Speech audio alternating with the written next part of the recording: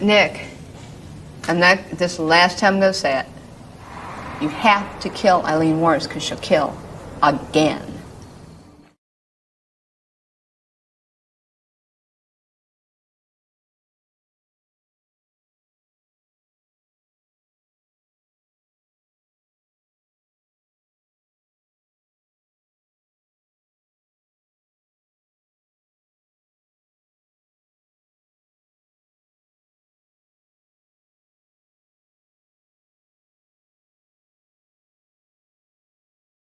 She has been heralded in tabloid headlines and on television talk shows as America's first female serial killer. In fact, Aileen Wournos was neither the first nor the worst, although she did display a curiously masculine approach to homicide. Suspected of at least 7 murders, sentenced to die in 4 of the 6 cases she confessed to police, Wournos insisted that some or all of her admitted killings were performed in self-defense, resisting violent assaults by men whom she solicited while working as a prostitute. Ironically, information uncovered by journalists in November 1992 suggests that in one case, at least, her story may well be true.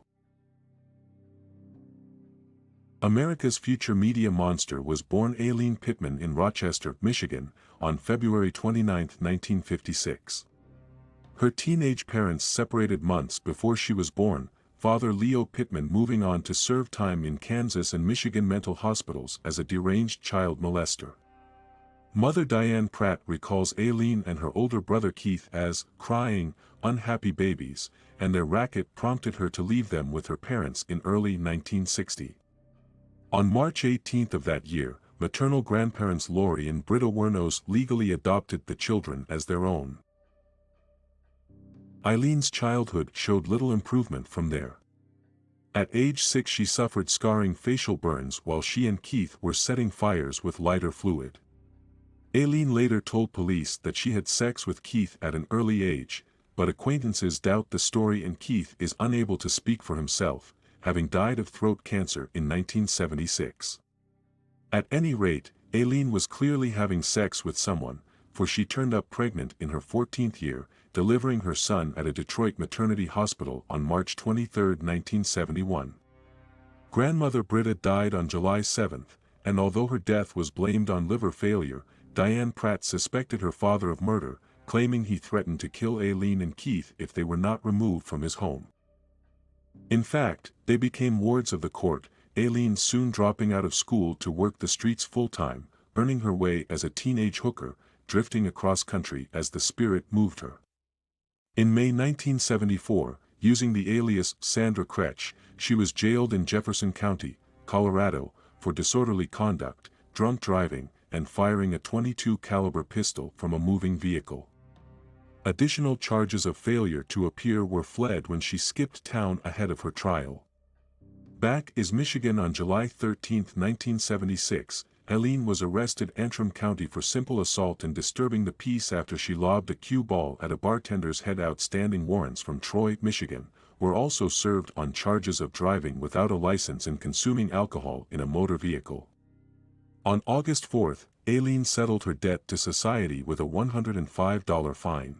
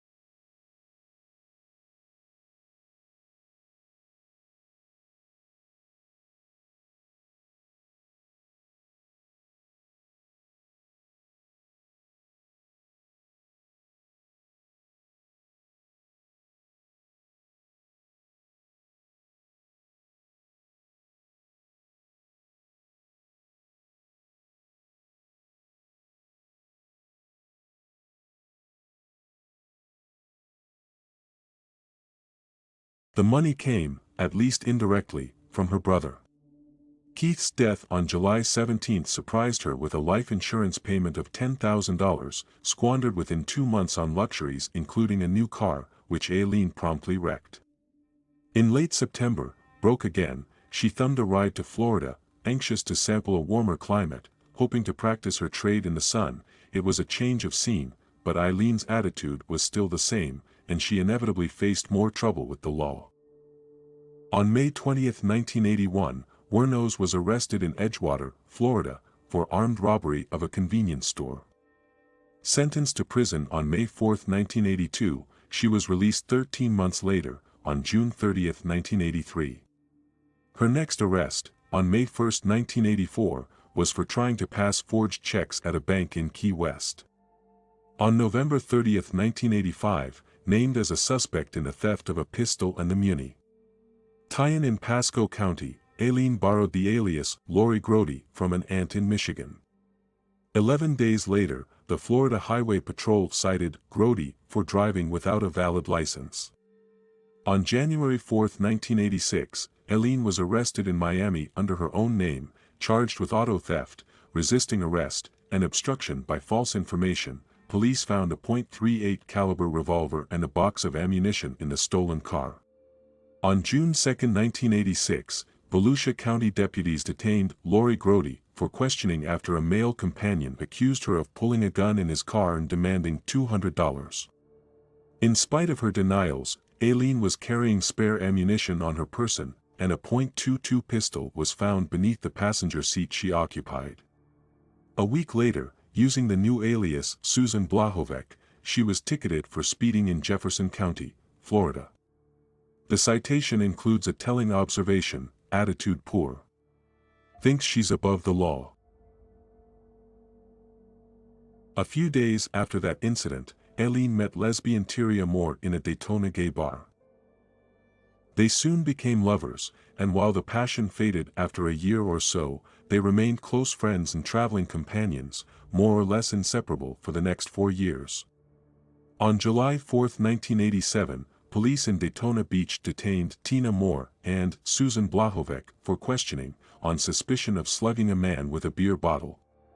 Blahovec was alone on December 18 when highway patrolmen cited her for walking on the interstate and possessing a suspended driver's license.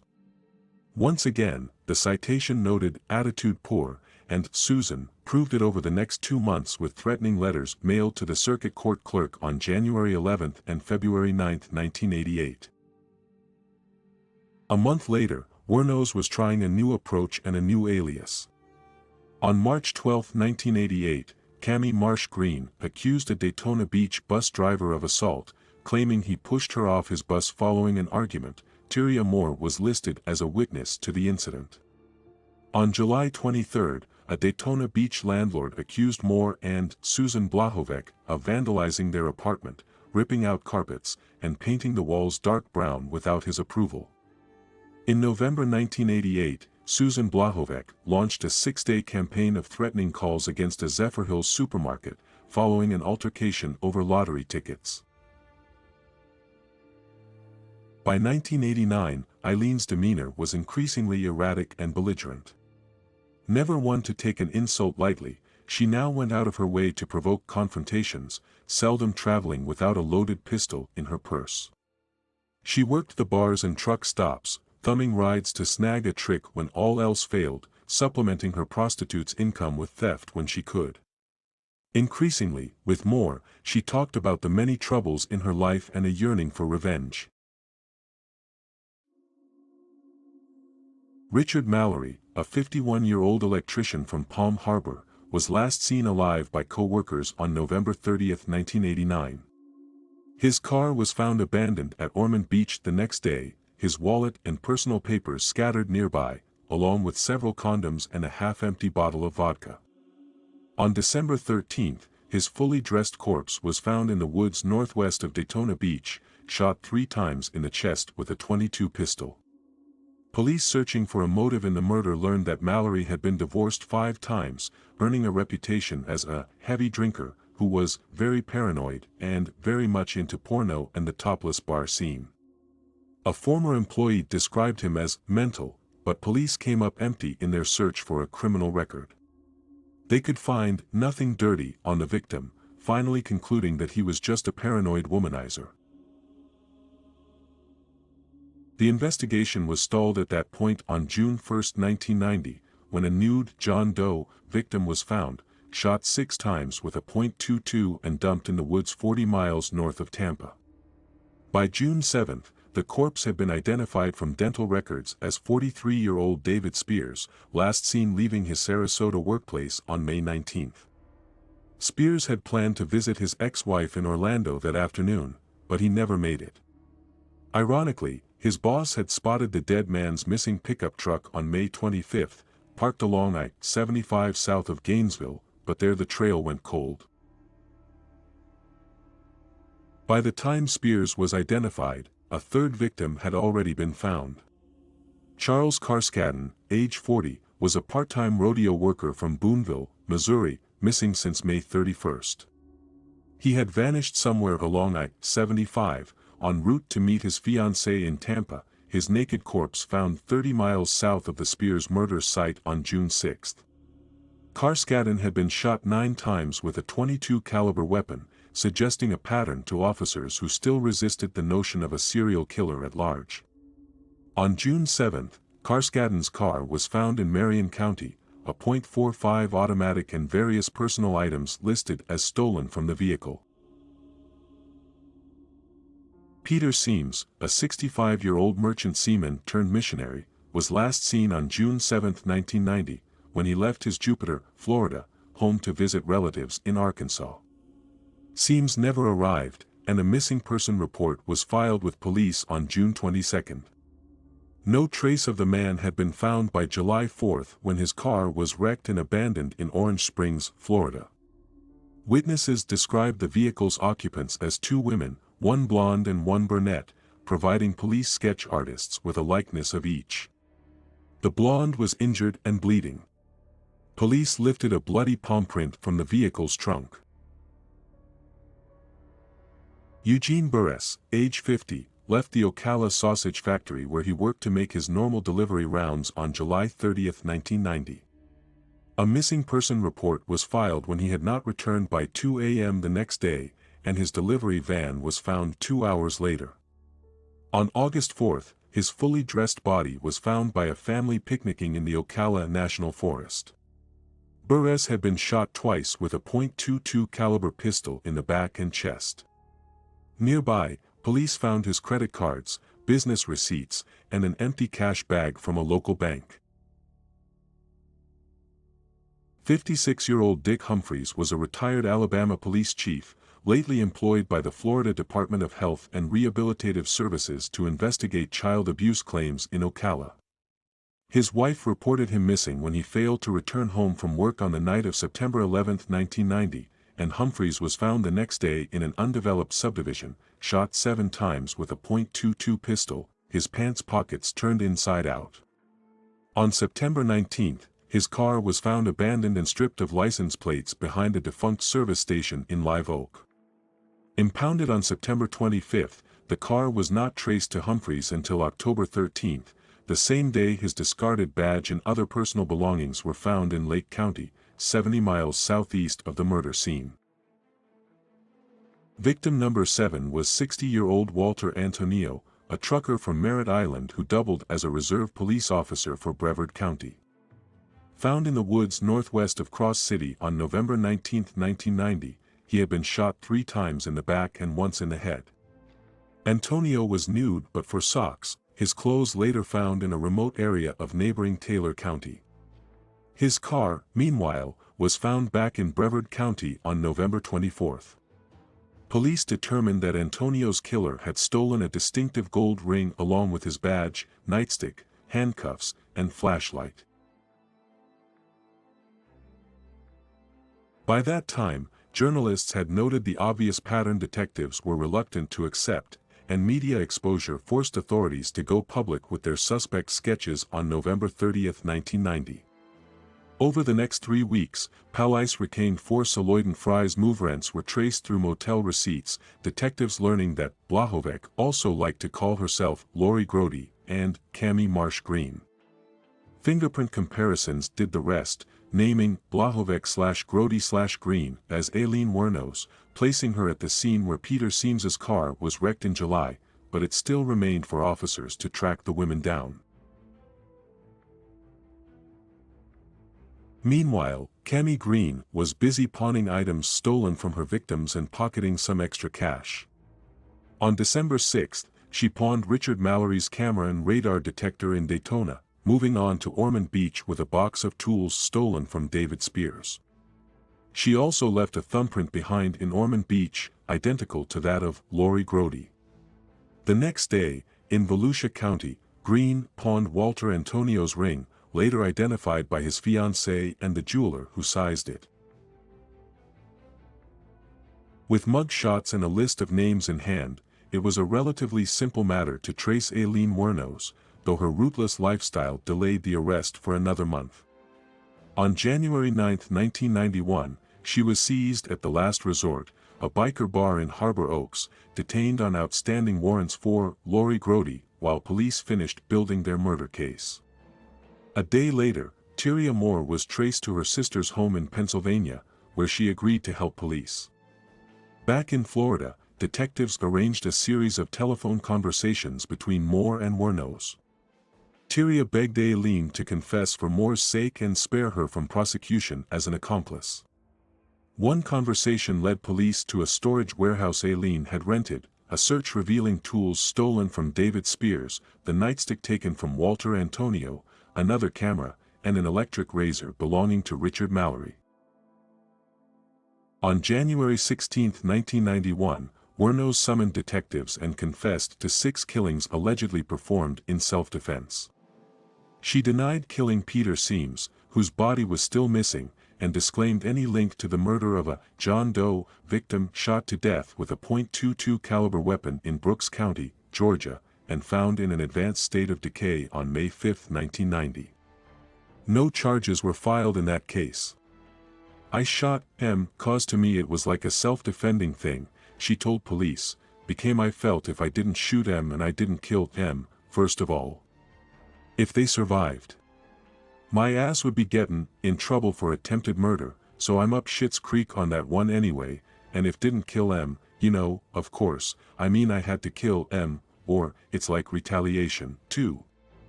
It's like, you BAS, tards, you were going to hurt me." Within 2 weeks of her arrest, Aileen and her attorney had sold movie rights to her story. At the same time, 3 top investigators on her case retained their own lawyer to field offers from Hollywood, cringing with embarrassment when their unseemly haste was publicly revealed. In self-defense, the officers maintained that they were moved to sell their version of the case by pure intentions, planning to put the money in a victim's fund. To a man, they denounced the exposure of their scheme as the malicious work of brother officers, driven by their jealousy at being cut out of the deal. A bizarre sideshow to the pending murder trial began in late January 1991 with the appearance of Arlene Prawl as Aileen's chief advocate. A 44-year-old rancher's wife and, born-again, Christian, Prawl advised Wournos in her first letter to prison that, "Jesus told me to write you." Soon, they were having daily telephone conversations at Prawl's expense, Arlene arranging interviews for Wournos and herself and becoming a fixture on tabloid talk shows from coast to coast. In Prawl's words, their relationship was a soul binding. "We're like Jonathan and David in the Bible. It's as though part of me is trapped in jail with her. We always know what the other is feeling and thinking. Just wish I was Houdini. I would get her out of there. If there was a way, I would do it, and we could go and be vagabonds forever." Instead, Prawl did the next best thing, legally adopting Wournos as her daughter. Aileen's trial for the murder of Richard Mallory opened on January 13, 1992. 11 days later, Wournos took the stand as the only defense witness, repeating her tale of a violent rape and beating at Mallory's hands, insisting that she shot him dead in self. Defense, using her pistol only after he threatened her life. With no hard evidence to support her claim, jurors rejected the story, deliberating a mere 90 minutes before they convicted Aileen of first-degree murder on January 27. "I'm innocent," she shouted when the verdict was announced. "I was raped. I hope you get raped.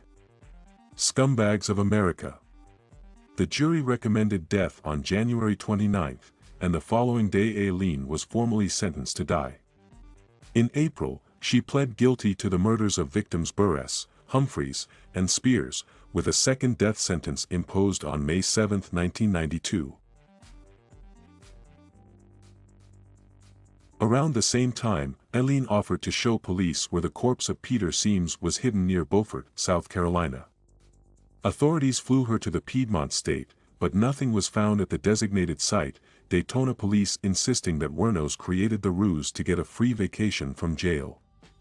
They speculate that Seams was dumped in a swamp near I-95 north of Laxonville, but his body has never been found. The Wuornos case took an ironic twist on November 10, 1992, with reporter Michelle Gillen's revelations on Dateline NBC. Thus far, Aileen's defenders and Florida prosecutors alike had failed to unearth any criminal record for Richard Mallory that would substantiate Aileen's claim of rape and assault. In the official view, Mallory was clean, if somewhat paranoid and oversexed. Gillen, though, had no apparent difficulty finding out that Mallory had served 10 years for violent rape in another state, facts easily obtained by running his name through the FBI's computer network. "The fascinating part about this," Gillen said, "is here is a woman who for the past year has been screaming that she didn't get a fair trial and that everyone was rushing to make a TV movie about her, and in reality that comes true." The first TV movie depicting Aileen aired on a rival network 1 week to the day after Gillen's report. Even so, Gillen stopped short of calling for Aileen's release. "She's a sick woman who blew those men away," Gillen said, "but that's no reason for the state to say, she's confessed to killing men, we don't have to do our homework." After 9 years on death row, Wuornos decided to abandon her appeals. In April 2001 she asked Florida's Supreme Court to expedite her execution, "since I'm one who seriously hates life and would kill again." In a July 2001 interview with the Ocala Star-Banner, Wuornos recanted her claim that her victims were shot in self-defense. "I just flat robbed, killed them," she declared, "and there was a lot of hatred behind everything." Wuornos added that before the first shooting, she had always wanted to kill somebody. At a special hearing convened on July 20, 2001, she told Judge Michael Hutchinson, "I will kill again.